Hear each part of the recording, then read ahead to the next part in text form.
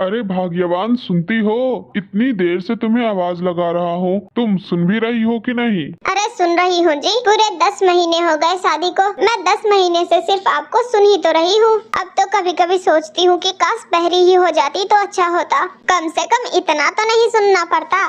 अरे भाग्यवान, क्या हमेशा मुंह में जले हुए कोयले दबाई रहती हो, जो हमेशा जली कटी बातें सुनाती रहती हो? तुम कभी सीधी सी बात का सीधे से जवाब नहीं दे सकती क्या?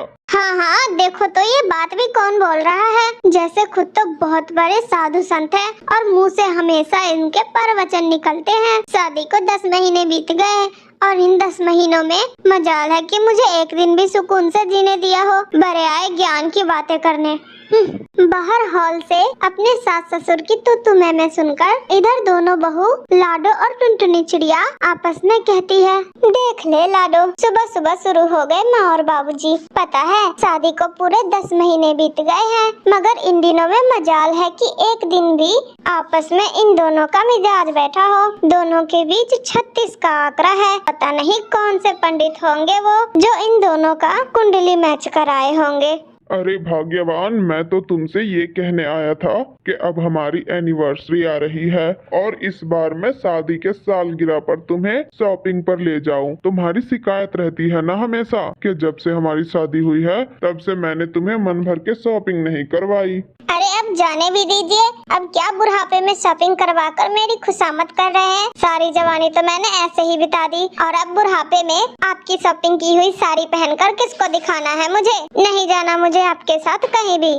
अरे तुम्हारी ये जली कटी बातें सुनकर तो मेरा दिल भी नहीं कर रहा कि तुम्हें लेकर नुक्कड़ तक भी जाऊं। शॉपिंग गई चूल्हे में, अब तो मैं अपने सालगिरह के दिन पर बस एक शुभ काम करना चाहता हूँ। किसी तरह मुझे बस वो पंडित मिल जाए जिसने मेरी और तुम्हारी कुंडली मिलाकर कहा था पूरे के पूरे 36 गुण मिल रहे हैं। उसके ही इन 36 गुणों के कारण ही मेरी सारी जिंदगी तुम्हारे साथ यूं लड़ते झगड़ते गुजरी है। ये लो भाभी, बाबूजी ने भी आपकी बात दोहरा दी। ये बेचारे भी आज उसी पंडित को ढूंढ रहे हैं जिसने माँ के साथ बाबूजी की कुंडली मैच करा दी। एक बात बताइए टुनटुनी भाभी, मुझे तो अभी कुछ ही दिन हुए हैं इस घर में आए हुए, मगर आपके शादी को तो सालों बीत गए हैं। आपको तो पता ही होगा कि माँ और बाबूजी के बीच में इस बात को लेकर लड़ाई होती रहती है हमेशा। अरे भाई, मुझे क्या पता इन दोनों के बीच में झगड़े की क्या वजह है। अब उनसे सामने से जाकर पूछने की हिम्मत तो है नहीं मुझ में, और खुद से पूछो तो बताएंगे नहीं। मैं बस इतना कह सकती हूँ लाडो कि मैं जब से इस घर में आई हूँ तभी से ये नाटक देख रही हूँ।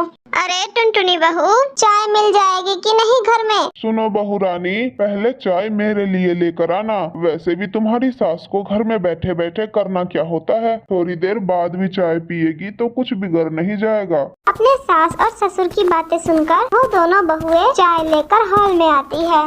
बाबूजी, मैं आपकी बस अदरक वाली चाय बना रही थी। क्या कहा तुमने? चाय में अदरक डाला है? तुम्हें पता है ना कि मुझे अदरक वाली चाय से एलर्जी है। मैं तो ये चाय कतई नहीं पीऊंगी। अरे चाय से नहीं, अदरक वाली चाय पीने वाले से एलर्जी है तुम्हें। अब जाओ टुनटुनी बहू, बना लाओ अपनी बूढ़ी सास के लिए एक इलायची वाली चाय। ठीक है बाबूजी।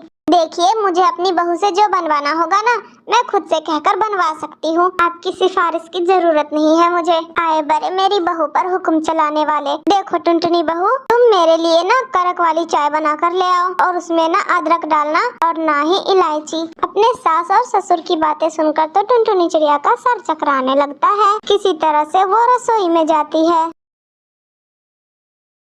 एक घने जंगल में गरीब माँ नीलो अपनी बिटिया टुनटुनी के साथ रहा करती थी।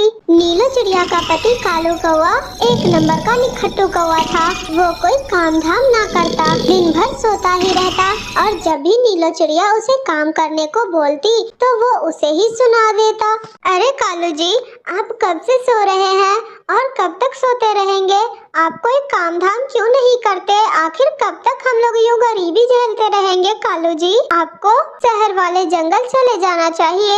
वहाँ जाकर कोई काम तो ढूंढिए, जरूर मिलेगा। आप यूँ सारा दिन सोते रहिएगा तो हम लोग कैसे रहेंगे? रोज कालू कौवे को नीलो चिड़िया कोई काम धाम करने को बोलती, मगर वो बात को अनसुना करके सारा दिन सोता रहता था। एक दिन कालू कौवा एक पेड़ की डाल पर बैठा होता है कि तभी उसके आंखों के सामने से सुंदरी कवि अपने हवाई मोटर में बैठी हुई शहर वाले जंगल जा रही थी। कालू कौवा तो था ही बदमाश। सुंदरी कवि को देखते उसे पहले ही नजर में सुंदरी कवि बहुत अच्छी लगने लगती है। फिर कालू कौवा जंगल लाकर एक पक्षी से पूछता है, अरे भाई साहब, वो जो चिड़िया अभी हवाई मोटर में बैठ के जा रही थी वो कौन थी और कहाँ जा रही थी? अरे कालू भाई, वो चिड़िया वो तो बहुत अमीर है। पता है, वो हवाई मोटर जो था वो उसी चिड़िया का था। वो चिड़िया शहर वाले जंगल में रहती है। उसका नाम सुंदरी कवि है। इतना कहकर वो अनजान पक्षी वहाँ से उड़ जाता है। सुंदरी कवि, अब तो मैं जरूर शहर वाले जंगल जाऊंगा। ऐसा कहते हुए कालू कौवा अपने घर को चला जाता है। घर जाकर जब ये बात कालू कौवा अपनी पत्नी नीलो चिड़िया को सुनाता है तो वहीं पे उसकी बेटी टुनटुनी चिड़िया भी बैठी होती है और वो भी सुन लेती है और शहर वाले जंगल जाने को जिद करने लगती है। पापा, मैं भी जाऊंगी शहर वाले जंगल, मैं भी जाऊंगी। मम्मा मम्मा बोलो ना पापा को कि मुझे भी ले जाए शहर वाले जंगल। अच्छा ठीक है भाई, चलना तुम लोग भी। ठीक है नीलो, तुम और टुनटुनी दोनों तैयार हो जाओ, हम सब साथ में चलेंगे शहर वाले जंगल। इतना सुनते ही नीलो चिड़िया खुशी से बौखला जाती है और जल्दी से तैयार होकर टुनटुनी के साथ शहर वाले जंगल जाने लगती है। शहर वाले जंगल जाते जाते आधे रास्ते पे ही कालू कौवा उन लोगों को रोक देता है और कहता है, सुनो नीलो, बहुत देर से हम लोग उड़ रहे हैं ना, मुझे बहुत जोरों की प्यास लगी है। तब तक तुम लोग यहीं रुको, मैं अभी पानी की बोतल लेकर आता हूँ, तुम लोग यहीं रहना, ठीक है? ऐसा कहकर कालू कौवा वहाँ से उड़ जाता है और उड़ते उड़ते वो शहर के बीचों बीच वाले जंगल में पहुँच जाता है और वो नीलो चिड़िया और अपनी बेटी टुनटुनी को छोड़कर सुंदरी कवि के तलाश में उड़ रहा था। और इधर नीलो चिड़िया और टुनटुनी चिड़िया इंतजार करते करते थक गई थी। बहुत देर इंतजार करने के बाद भी कालू कौवा नहीं आता। तब नीलो चिड़िया समझ जाती है कि वो कालू कौवा तो उन दोनों को छोड़कर कहीं भाग गया है। मम्मा पापा अभी तक क्यों नहीं आए? अब तो मुझे भी प्यास लग रही है मम्मा।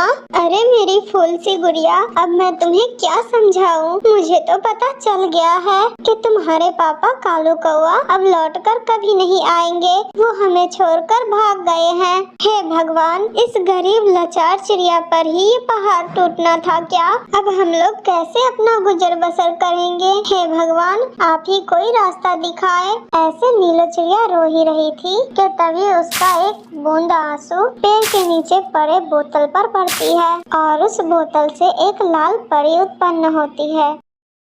धन्यवाद सुंदर चिड़िया, मुझे इस बोतल से आजाद करने के लिए। पता है, मुझे एक जादूगर ने इस बोतल में कैद कर रखा था और उसने कहा था कि जब कोई ईमानदार चिड़िया का आंसू इस बोतल पर पड़ेगा तो मैं आजाद हो जाऊंगी। और आज वही हुआ, तुम ही हो वो ईमानदार चिड़िया। बताओ चिड़िया रानी, तुम्हें क्या चाहिए? मैं तुम्हारे 3 शर्तों को पूरा कर सकती हूँ। हे परी जी, मुझे कुछ भी नहीं चाहिए, मुझे तो बस अपना घर चाहिए। मेरा पति शराबी कालू कौवा मुझे इस शहर वाले जंगल में लाकर छोड़ दिया है। अगर आपको कुछ देना ही है तो मुझे मेरा वो पहला वाला ही घर दे दीजिए जिसमें मैं सुखी से रह सकूं।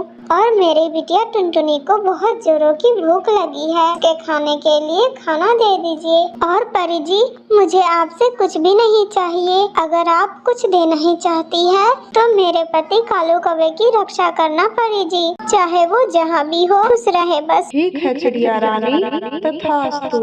ऐसे कहते हुए परी वहाँ से गायब हो जाती है। फिर नीलो चिड़िया अपनी बिटिया टुनटुनी के साथ रहने लगती है। इधर कालू कौवा सुंदरी कवि के तलाश में पूरे शहर वाले जंगल में घूम घूम कर परेशान हो जाता है, मगर सुंदरी कवि उसे नहीं मिलती। फिर निराश मन से कालू कौवा उसी पेड़ की डाल पर आता है जहाँ वो अपनी बीवी बच्चों को छोड़कर गया था। और वहाँ पर उन सभी को ना देखकर कालू कौवा बहुत दुखी होता है और उसे ये एहसास हो जाता है कि उसने गलती की है। फिर कालू कौवा उड़ते उड़ते कहीं जा ही रहा होता है कि उसे उसकी बिटिया टुनटुनी चिड़िया नजर आ जाती है और वो उसके पास चला जाता है। टुनटुनी बिटिया, तुम लोग यहाँ हो? तुम सब ठीक तो हो ना बेटा? पापा, आप यहाँ?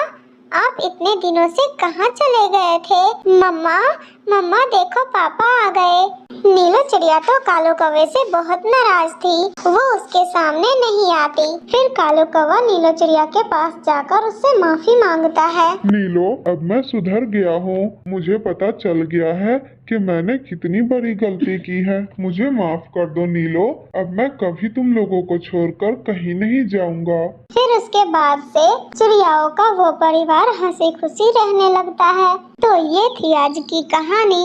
अगर आप लोगों को हमारी ये कहानी अच्छी लगी हो तो वीडियो को लाइक करके हमारे चैनल टूनी कार्टून टीवी को सब्सक्राइब करना ना भूलना दोस्तों।